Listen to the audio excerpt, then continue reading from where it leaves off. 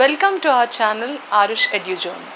ఈరోజు మనం ఈ సెగ్మెంట్లో ఏం నేర్చుకుందాము అనంటే హైకోర్టుకి సంబంధించినటువంటి ఎగ్జామ్కి మొన్న జరిగినటువంటి హైకోర్టు ఎగ్జామ్లో మనకి ఇంగ్లీష్ గ్రామర్ పార్ట్ ఏ విధంగా వచ్చింది, ఆ క్వశ్చన్స్ని మనం ఏ విధంగా సాల్వ్ చేయాలి అనేది ఈరోజు తెలుసుకుందాం. తెలుసుకోబోయే ముందు మీ అందరికీ తెలిసిందే మన channel long term integrated mentorship ఉన్నటువంటి దీన్ని మనం సబ్స్క్రైబ్ చేసుకోవాలి అనుకుంటే కనుక కింద డిస్క్రిప్షన్లో మనకి వాట్సాప్ లింక్ ఒకటి ఇచ్చున్నారు.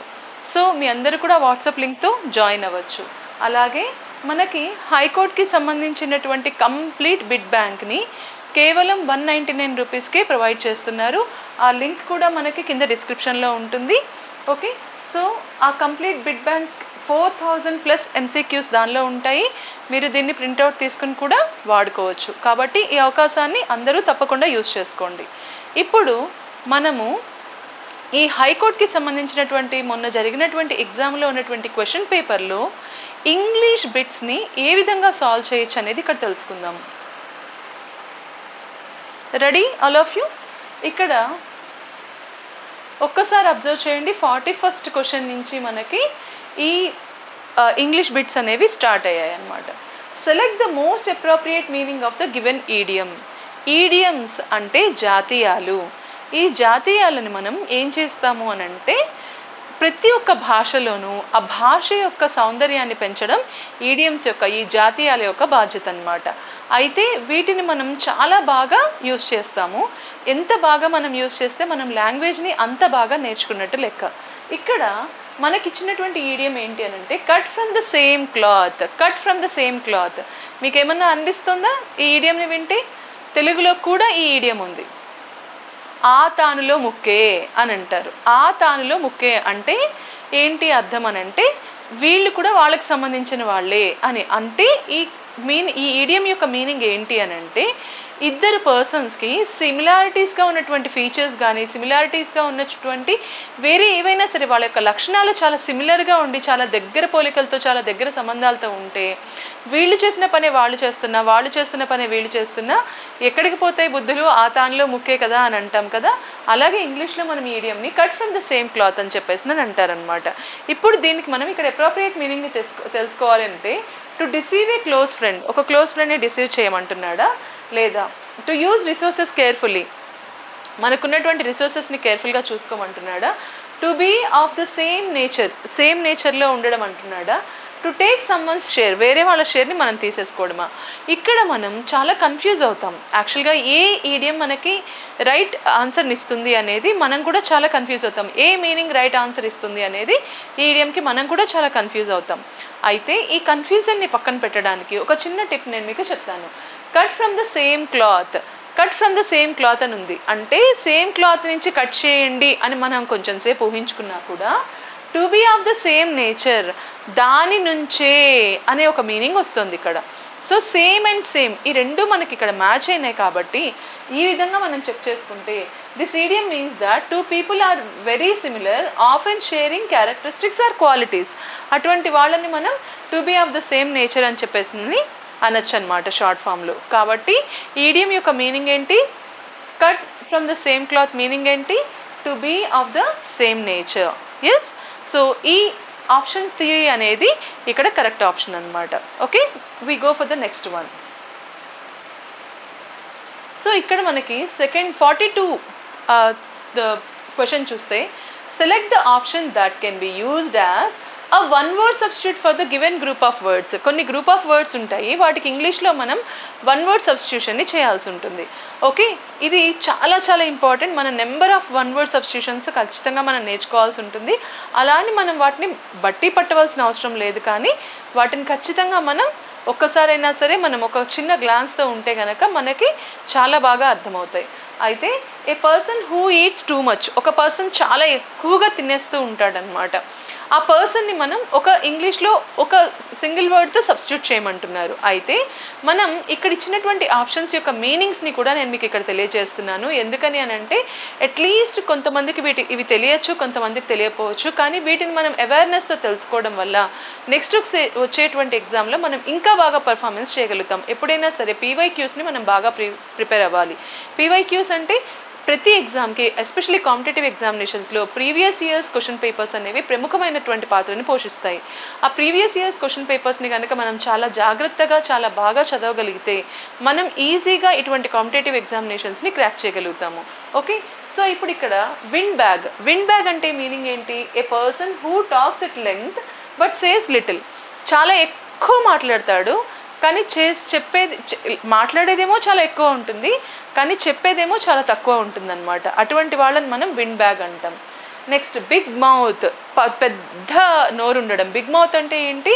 The person who talks very much as well as who reveals the secrets to others very fast. ఎవరైతే బాగా ఫాస్ట్గా మాట్లాడుతూ ఉంటారో వాళ్ళు ఏం చేస్తారు అని అంటే అసలు మనం వాళ్ళ ఫాస్ట్నెస్కి మనం రీచ్ అవ్వలేకపోతాం అనమాట. అటువంటి వాళ్ళతో మీరు ఏదైనా సీక్రెట్ చెప్పారు అని అంటే వాళ్ళు ఖచ్చితంగా మీ సీక్రెట్ని అందరికీ రిలీవ్ చేస్తారు అని దాని అర్థం అనమాట. సో బిగ్ మౌత్ అంటే ఏంటంటే ఎవరైతే గడగడగడ మాట్లాడేస్తూ ఆ మాటల మధ్యలో మాటల తొందరలో మీ యొక్క సీక్రెట్స్ని కూడా ఎదుటి వాళ్ళకి చెప్పేస్తారనమాట. అటువంటి వాళ్ళని మనం బిగ్ మౌత్ అని చెప్పి అంటాం. నెక్స్ట్ ఎక్స్ట్రావెగెంట్ అని అంటే the one who spends more money or else who uses more resources. ఎవరైతే ఆబగా ఉండడం అంటారు చూసారా, ఆబగా అనమాట. ఆబగా తినడం, అలాగే ఆబగా ఖర్చు పెట్టడం. ఆబగా అంటే అర్థం ఏంటి అని అంటే చాలా ఎక్కువగా అనమాట. పక్క వాళ్ళది ఎక్కువగా తీసేసుకుంటూ వీళ్ళు ఎక్కువగా దాన్ని వాడుకోవడాన్ని ఎక్స్ట్రావెగెంట్ అని చెప్పేసి అంటారు. Spending too much money are using too many resources. ఇక్కడ మనకి ఇంకా మిగిలింది ఏంటి? Gluten, GLUTTON. గ్లూటన్ అని అంటే బాగా టూ మచ్గా తినడాన్ని గ్లూటన్ అంటారనమాట. సో మనకి ఇక్కడ a person who eats too much, మనకి ఏ వర్డ్ సూట్ అవుతుంది అని అంటే థర్డ్ ఆప్షన్ గ్లూటన్ అనేది సూట్ అవుతుంది. Okay, next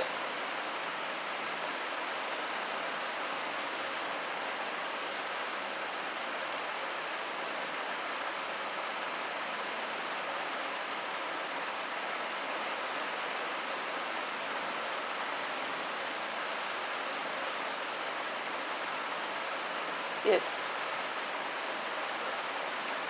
select the most appropriate option to fill in the blank. బ్లాంక్స్లో ఫిల్ చేయడానికి అప్రోప్రియేట్ ఆప్షన్ తీసుకోమని ఇక్కడ మనకి కొన్ని ప్రిపోజిషన్స్ ఇచ్చారు. ప్రిపోజిషన్స్ని మనం చదివే ముందర అసలు క్వశ్చన్ ఏమి ఇచ్చారు అనేది తెలుసుకుందాము. She divided her savings. తను ఏం చేసింది? తన సేవింగ్స్ని డివైడ్ చేసింది 2 parts and gave them to her daughters. 2 పార్ట్స్గా విభజించి వాటిని తన సేవింగ్స్ని తన డాటర్స్కి ఇచ్చిందనమాట. సో ఇప్పుడు ఇక్కడ మనం ఫర్ అనేటువంటి ప్రిపోజిషన్కి ఫస్ట్ మీనింగ్ ఏంటో చూద్దాం. ఫర్ అంటే suggest purpose or benefit. For అనేది ఒక పర్పస్ని కానీ ఒక బెనిఫిట్ని కానీ సజెస్ట్ చేస్తుంది అనమాట. ఒక కారణాన్ని, రీజన్ని చెప్తుంది. టు అనేది ఇట్ ఇండికేట్స్ డైరెక్షన్. టు ఏం చెప్తుంది? ఏ డైరెక్షన్లో వెళ్ళింది అనేది చెప్తుంది ప్రిపోజిషన్స్లో. ఫ్రమ్ అనేది it implies origin or source. ఎక్కడి నుంచి వచ్చింది, ఒక ఆరిజిన్ని ఒక సోర్స్ని తెలియజేస్తుంది అనమాట. సో ఇంటూ మాత్రం ఇట్ డివైడ్స్ బిట్వీన్ 2 things. ఇక్కడ మనకి డివిజన్ జరిగింది కాబట్టి she divided her savings into 2 parts and gave them to her daughters. ఇక్కడ మనకి అప్రోప్రియేట్ ఆన్సర్ ఏంటి? Into 2 parts and gave them to her daughters అనమాట. ఇది మనకి చాలా కరెక్ట్ అనేటువంటి స్పెల్లింగ్. నెక్స్ట్ మనకి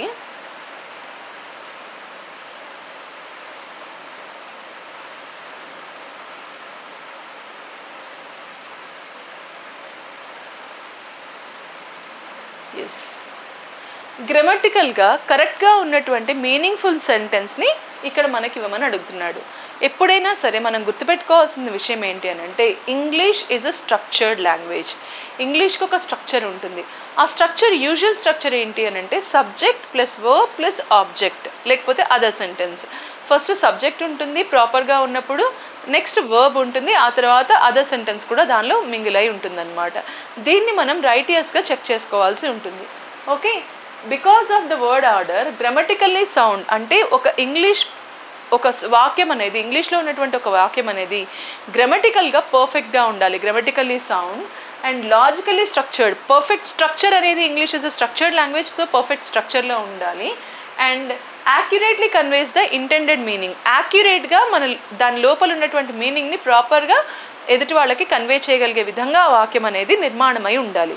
అయితే యూనియన్స్ ఇన్వేరియబ్లీ, యూనియన్స్ అనేది noun. Okay, invariably play into the leaders of the politically affiliated bosses of their hands. ఇక్కడ మనకి క్లియర్గా అర్థమవుతుంది ఏంటి అని అంటే unions invariably play into the leaders of the politically affiliated bosses of their hands. ఇక్కడ మీకు ఇక్కడ చూసుకుంటే ఇక్కడ వరకు మీకు కొంచెం కరెక్ట్ అనిపించినా కూడా బాసెస్ ఆఫ్ దేర్ హ్యాండ్స్ అని ఇచ్చాడు కాబట్టి ఇది ఇన్అప్రోప్రియేట్గా ఉంది, ఇక్కడ ప్రాపర్ పంక్చుయేషన్ లేదు అనే విషయాన్ని మనం అర్థం చేసుకోవచ్చు.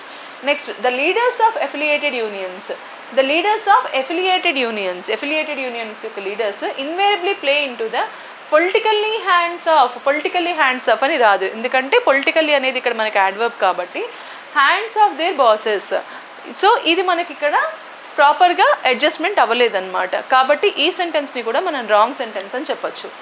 The politically affiliated of the unions ఇక్కడ ఇది ప్రాపర్ సెంటెన్స్ స్ట్రక్చర్ని మిస్ అయిందనమాట. ఇన్వేరబ్లీ ప్లే ఇంటూ లీడర్స్ అట అంటే మనం ఇందాకే చెప్పుకున్నాం కదా ప్రిపోజిషన్ గురించి, అది మనం ఇక్కడ కనుక ఒకసారి ఊహించుకుంటే ఎంత మిస్టేక్ ఇక్కడ ఉందని తెలుస్తుంది. ఆఫ్ దేర్ బాసెస్ హ్యాండ్స్ ఇది కూడా గ్రామటికల్గా మీనింగ్ఫుల్గా ప్రాపర్గా లేదనమాట.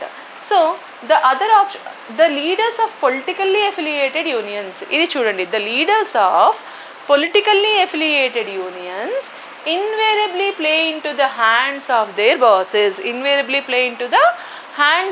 bosses. ఇది చాలా పర్ఫెక్ట్ సెంటెన్స్ స్ట్రక్చర్తో ఉంది. The leaders of politically affiliated unions అనేది మొత్తం కూడాను ఇక్కడ మనకి సబ్జెక్ట్ అవుతుంది. ఇన్వేరబ్లీ ప్లే అంటే ఇన్వేరబ్లీ అనేది మనకి ఇక్కడ యాడ్వర్బ్ అవుతుంది, ప్లే వర్బ్ అవుతుంది. Into the hands of their bosses అనేది మనకి ఇక్కడ మనకి invariably play into the hands of their bosses అనేది ప్రిడికేట్ అవుతుంది. The leaders of politically affiliated unions అనేది సబ్జెక్ట్ అవుతుంది. సో సబ్జెక్ట్ అండ్ ప్రిడికేట్ అనే ఒక మంచి కాన్సెప్ట్ని కనుక మనం నేర్చుకోగలిగితే ఇంగ్లీష్లో ఇది మనకి చాలా ఈజీగా చాలా క్లియర్గా తెలుస్తుంది అనమాట. సో సబ్జెక్ట్ ప్రిడికేట్ అనే కాన్సెప్ట్ని మనం నేర్చుకోవాలి. సబ్జెక్ట్ అంటే మొత్తం అది ఎంత పెద్ద సబ్జెక్ట్ అయినా కానివ్వండి, ఆ పని చేయడానికి ఉపయోగించేటువంటి ఒక పర్సన్ ఎవరైనా దాన్ని సబ్జెక్ట్ అని అంటాము ఇంగ్లీష్లో. ఆ తర్వాత వర్బ్తో కంటిన్యూ అవుతూ సపరేట్గా మొత్తం మిగతా సెంటెన్స్ రావాలి. కాబట్టి దీన్ని సబ్జెక్ట్ అండ్ ప్రిడికేట్ అనే కాన్సెప్ట్ని కనుక మనం బాగా నేర్చుకోగలిగితే మనకి ఇవి కరెక్ట్గా grammatically sounded, logically structured and accurately conveyed అనే విషయాన్ని మనం క్లియర్గా తెలుసుకుంటాం. The other options contain errors in word ఆర్డర్లో ఎర్రర్ ఉంది, పొజిషన్లో ఎర్రర్ ఉంది, మీనింగ్లో ఎర్రర్ ఉంది, అట్ ద సేమ్ టైం మేకింగ్లో కూడా ఎర్రర్ ఉందన్నమాట. సో అందుకనే మనం వాటిని రాంగ్ ఆన్సర్స్ అని చెప్పున్నాము. Next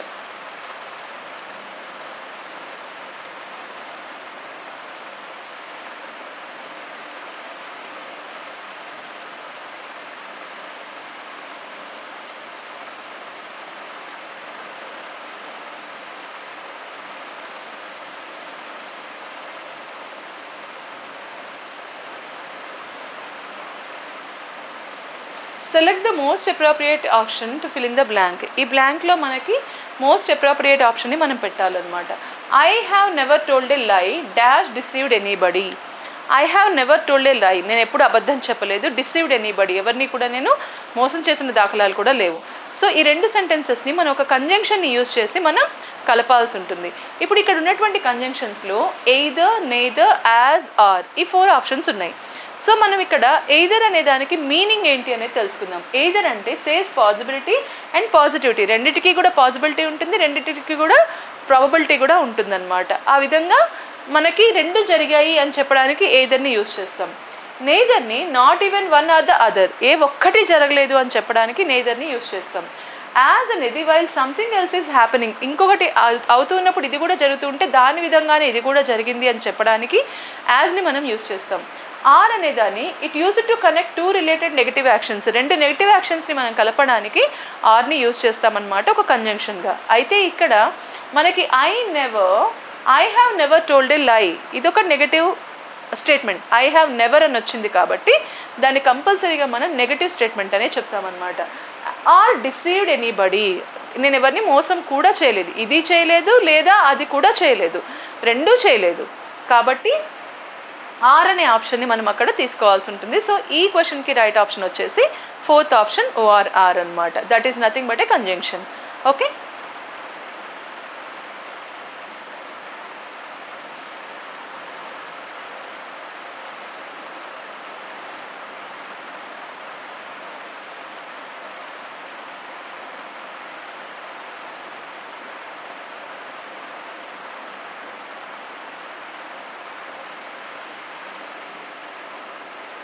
yes. Next 46th question ఏంటి అని అంటే, parts of a sentence are given below in jumbled order, arrange the parts into correct order to form a meaningful sentence. ఒక మీనింగ్ఫుల్ సెంటెన్స్గా దాన్ని క్రియేట్ చేయడానికి మనకి ఇక్కడ ఇచ్చినటువంటి జంబుల్డ్ వర్డ్స్ని యూజ్ చేయమంటున్నారు. దీన్ని మనం క్లోజ్ టెక్స్ట్ అంటాం. ఇంగ్లీష్ గ్రామర్లో క్లోజ్ టెక్స్ట్ అనేది అన్నిటికన్నా కూడా చాలా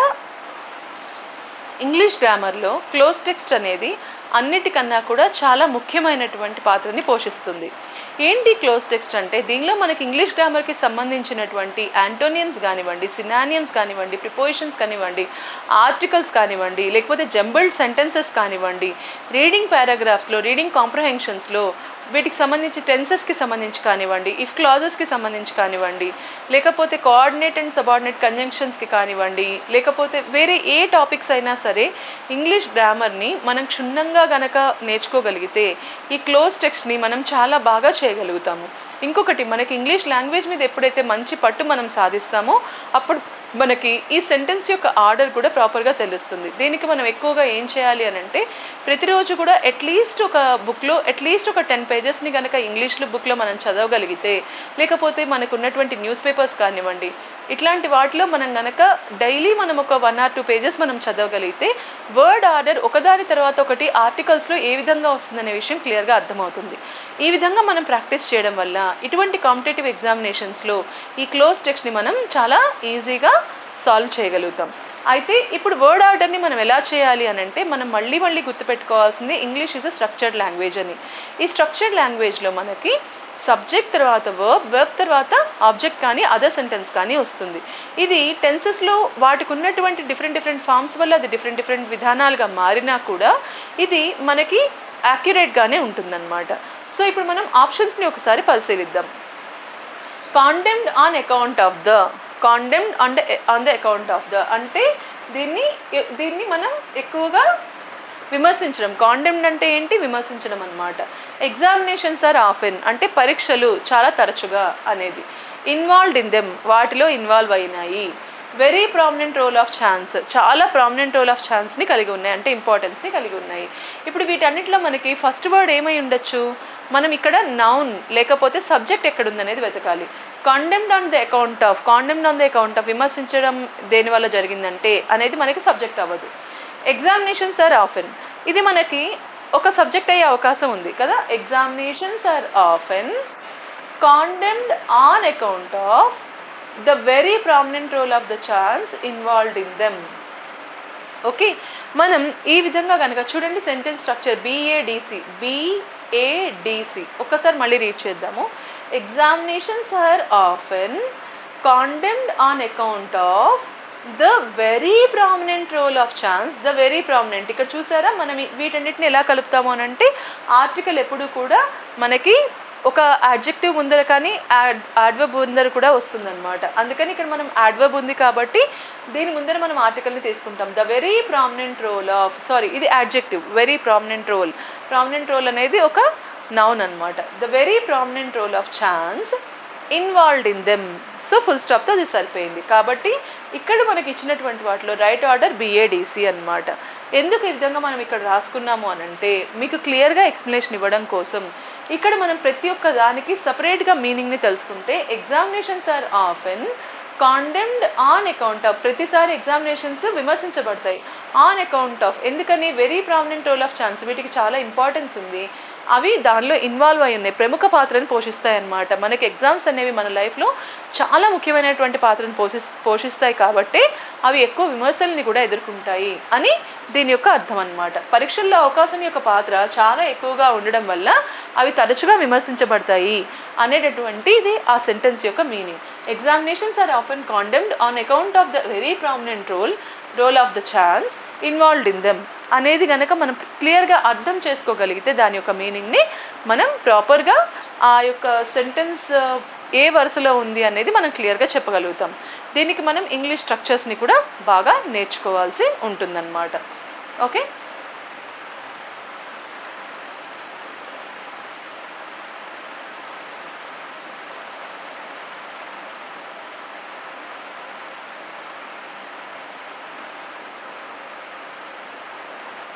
నెక్స్ట్ ఇప్పుడు మనకి 47వ ప్రశ్న కూడా ఇదే విధంగా వచ్చింది. ఏంటి, వర్డ్ ఆర్డర్ని మనం చెప్పాల్సి ఉంటుంది. ఇది కూడా మనకు ఒక మంచి క్లోజ్ టెక్స్ట్ అనమాట. Okay, so pairs of sentences are given below in jumbled order. Arrange them in the parts in correct order to form a meaningful sentence. వీటిని ఒక మీనింగ్ఫుల్ సెంటెన్స్గా మనం మార్చడానికి యూజ్ చేయాలన్నమాట.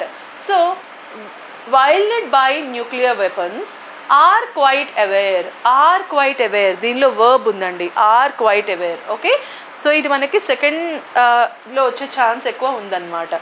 ఆల్ ద నేషన్స్ ఇది ఒక subject. చూడండి ఎంత బాగా మనం నేర్చుకోవచ్చు అనేది సబ్జెక్ట్. ఈ ఇంగ్లీష్ స్ట్రక్చర్స్ని కనుక మనం నేర్చుకుంటే మనం దీన్ని ఎంత బాగా అర్థం చేసుకోవచ్చు. ఆల్ నేషన్స్ ఇది ఒక సబ్జెక్ట్ అయ్యే అవకాశం ఉంది. Okay, of the monsters strength. So అంటే వీటన్నిటిలోనే మనం ఇప్పుడు డిసైడ్ చేసుకోవాలన్నమాట ఏది నెక్స్ట్ వస్తుంది అనేది.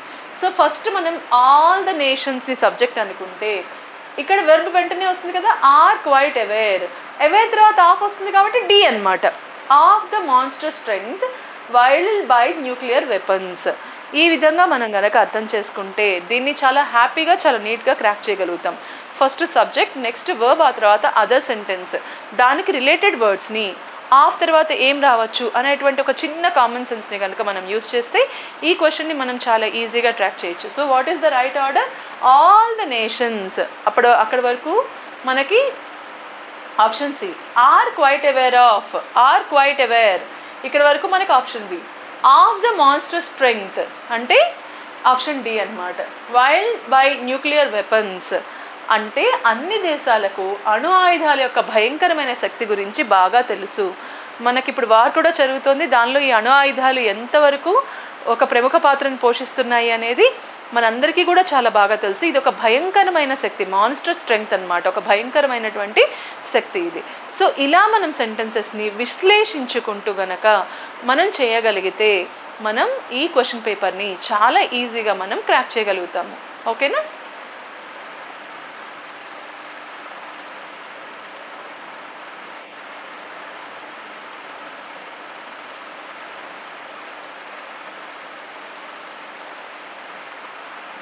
Select the most appropriate meaning of the given idiom అనేది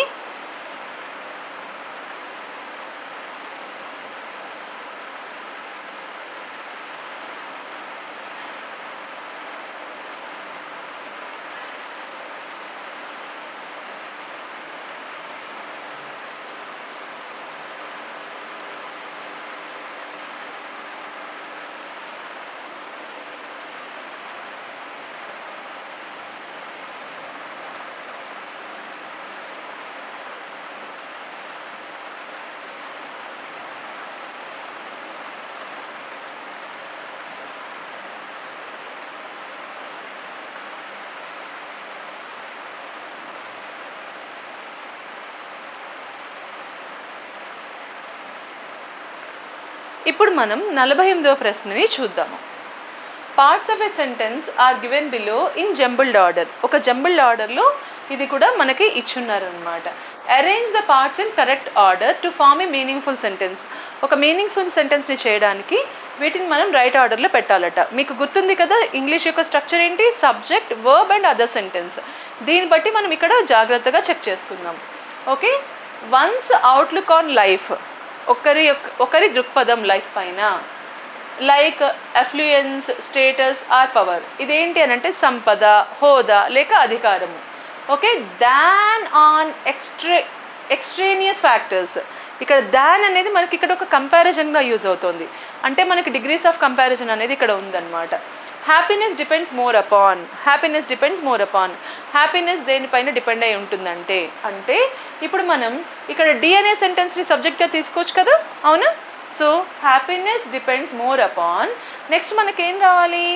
వర్బ్తో కలిసినది రావాలి. One's outlook on life like than on extraneous factors. ఆ ఎక్స్ట్రేనియస్ ఫ్యాక్టర్స్ ఏమై ఉంటాయి?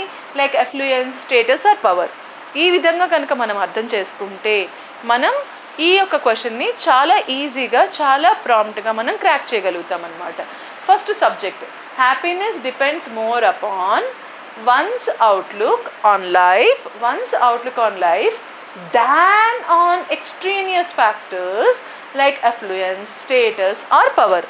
సో దీని యొక్క మీనింగ్ ఏంటి అని అంటే సంపద, హోదా లేక అధికారం వంటి బాహ్య కారకాల కన్నా జీవితం అనేది వారి ఆనంద దృక్పథంపై ఎక్కువగా ఆధారపడి ఉంటుంది.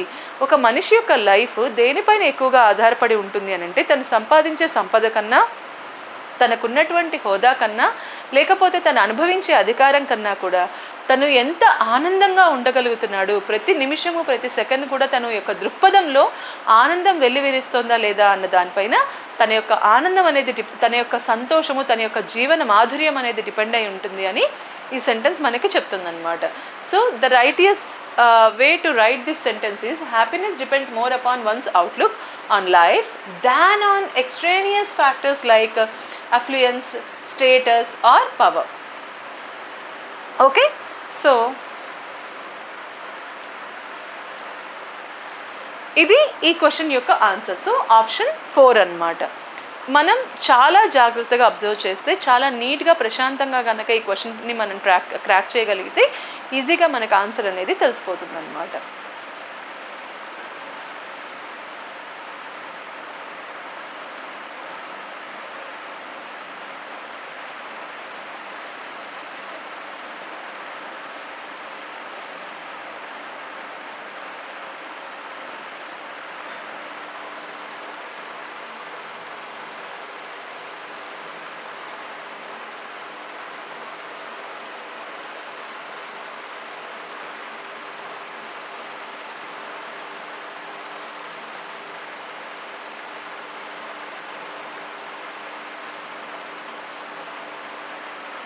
Next 49th one, select the most appropriate meaning of the given idiom. ఇచ్చినటువంటి ఈడియంకి మోస్ట్ అప్రోప్రియేట్ ఆన్సర్ ఏమై ఉంటుంది అనేది కనిపెట్టమంటున్నారు. Split one's sides. Split one's sides, వేరే వాళ్ళ సైడ్స్ని స్ప్లిట్ చేసేసేయడమా అంటే దీని అర్థం ఏంటంటే లాఫింగ్ హార్డ్లీ, చాలా హార్డ్గా అని, లాఫింగ్ వెరీ హార్డ్, చాలా హార్డ్గా నవ్వడం అన్నమాట. అయితే ఇక్కడ డివైడ్ వన్స్ ప్రాపర్టీ, వేరే వాళ్ళ ప్రాపర్టీని డివైడ్ చేయడం అనేది దీని యొక్క ఆన్సర్ కాదు. స్ప్లిట్ అని అంటే ఏంటి, సపరేట్ చేయడం. కానీ ఇక్కడ డివైడ్స్ వన్ ప్రాపర్టీ అనేది అప్రోప్రియేట్ ఆన్సర్ కాదనమాట. నెక్స్ట్ బీన్ అక్యూట్ పెయిన్, ఇది కూడా అసలు యాక్యురేట్ ఆన్సర్ కాదనమాట.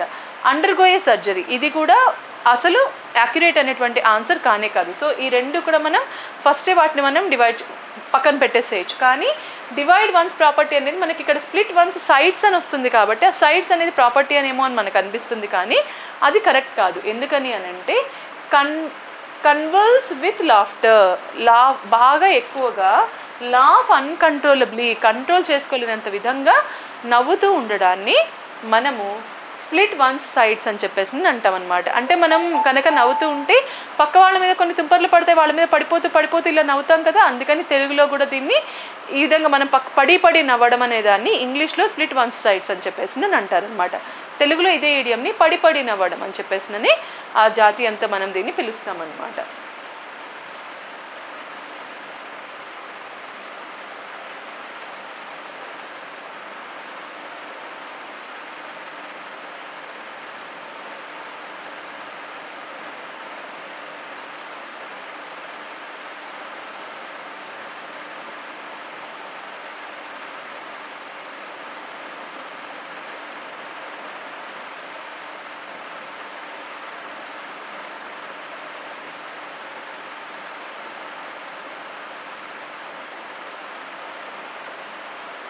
నెక్స్ట్ ఇక్కడ మనకి 50th క్వశ్చన్ అనేది ఏంటంటే select the most appropriate synonym for the given words. Antonyms, synonyms వొకాబులరీలో మనకి మేజర్ రోల్ని, కీ రోల్ని ప్లే చేస్తాయి. కాబట్టి వీటిని మనం తరచుగా ఎక్కువగా నేర్చుకుంటూ ఉంటే కనుక మనం ఇటువంటి వాటిని బాగా క్రాక్ చేయగలుగుతాం. ఇక్కడ ELAPSE, ఎలెప్స్ అంటే ఏంటి అని అంటే మనకి మీనింగ్ ఫస్ట్ తెలియలేదు అనుకుందాం. ఫస్ట్ మనం ఆప్షన్స్కి వెళ్దాం. స్ప్రింట్ అంటే ఏంటి, రన్నింగ్ కానీ రేస్ చేయడం కానీ దీన్ని స్ప్రింట్ అంటారు. యాక్సెప్ట్ అంటే మనందరికీ తెలిసిందే చాలా ఈజీ, అగ్రీ అని, సో అగ్రీ అవ్వదు. నెక్స్ట్ ట్రావెల్ అంటే జర్నీ అన్న విషయం కూడా మనందరికీ తెలిసిందే. ఎలెప్స్ అంటే ఎక్స్పైర్ అండ్ ఎలెప్స్ అంటే పాస్ట్ అవే అంటే దాటిపోవడం అనమాట, పాస్ట్ అవే దాటి వెళ్ళిపోవడం. ఎక్స్పైర్ అన్నా కూడా రన్ అవుట్ అంటే ఎక్స్పైర్ అయిపోయినాయి అంటాం కదా, మందులు ఎక్స్పైర్ అయిపోయినాయి అంటాము. కొన్ని రకాల చాలావి మనం కూల్ డ్రింక్స్ కానివ్వండి, ఇట్లాంటివన్నీ చిప్స్ కానివ్వండి, వాటి ఎక్స్పైరీ డేట్ కంపల్సరీ మనం చూస్తాం కదా. సో అలా ఎక్స్పైర్ అయిపోయినాయి కాబట్టి ఎలేట్స్ అని అంటే పాస్ట్ అవే, ఎలెట్స్ అంటే పాస్ట్ అవే, అలాగే ఎక్స్పైర్ అన్నా కూడా మనకి ఎక్స్పైర్ అయిపోవడం, రన్ అవుట్ అనమాట. సో దీనికి ప్రాపర్ ఆప్షన్, కరెక్ట్ ఆప్షన్ ఏంటి అని అంటే ఎక్స్పైర్. సో ఫ్రెండ్స్, మీ అందరికీ కూడాను ఈ కాంపిటేటివ్ ఎగ్జామినేషన్ యొక్క ఈ ఆన్సర్కి అనేది చాలా బాగా ఉపయోగపడింది అనుకుంటున్నాను. మళ్ళీ మనం నెక్స్ట్ ఎపిసోడ్లో దీనికి ఇంకా ఎక్స్టెన్షన్తో మిగతావన్నీ కూడా మనం తెలుసుకుంటాము. మిగతా వాటన్నిటికీ కూడా మనం ఆన్సర్స్ని రాబడతాము. వాటిని ఎంత ఈజీగా మనం, ఎంత హ్యాపీగా మనం క్రాక్ చేయొచ్చు, ఆన్సర్స్ని ఏ విధంగా గుర్తుపెట్టుకోవచ్చు, వాటికి ఏం నేర్చుకోవాలి, ఎటువంటి గ్రామర్ టాపిక్స్ని మనం కనుక పర్ఫెక్ట్గా ఉంటే వాటిని చాలా ఈజీగా క్రాక్ చేయగలుగుతాం అనేది ఇంకా ఫర్దర్ ఎపిసోడ్స్లో తెలుసుకుందాము. అయితే ఇప్పుడు మీ అందరూ కూడా ఈ ఆరుష్ ఎడ్యుజోన్ అనేటువంటి ఛానల్ని కంపల్సరీగా సబ్స్క్రైబ్ చేసుకుంటారు అని, అలాగే లైక్ చేస్తారని కూడా ఆశిస్తున్నాను. అలాగే ఈరోజు మనం ఆల్రెడీ మీకు చెప్పున్నాము, దీనికి సంబంధించినటువంటి కోర్స్కి సంబంధించి కూడా 199 రూపీస్తో మన కింద డిస్క్రిప్షన్లో ఆల్రెడీ ఇవ్వడం జరిగింది. అలాగే మీరు ఈ కోర్స్ని ఇంకా కంప్లీట్గా నేర్చుకోవాలి అనుకుంటే కనుక, ఈ లాంగ్ టర్మ్ కోర్సెస్ని మీరు నేర్చుకోవాలి అనుకుంటే మీకు కింద మనకి లింక్లో ఉన్నటువంటి మీరు వాట్సాప్ నెంబర్, ఆ గ్రూప్స్లో కూడా మీరు యాడ్ అవ్వచ్చు. వాటి నుంచి కూడా మీరు చాలా సమాచారాన్ని తెలుసుకోవచ్చు. అలాగే మీ కాంపిటేటివ్ ఎగ్జామినేషన్స్ని చాలా ఎక్సలెంట్గా రాసి మీ అందరూ కూడాను మంచి జాబ్స్ తెచ్చుకోవాలని ఆశిస్తూ, and this is for today. Thank you very much. Thanks a lot.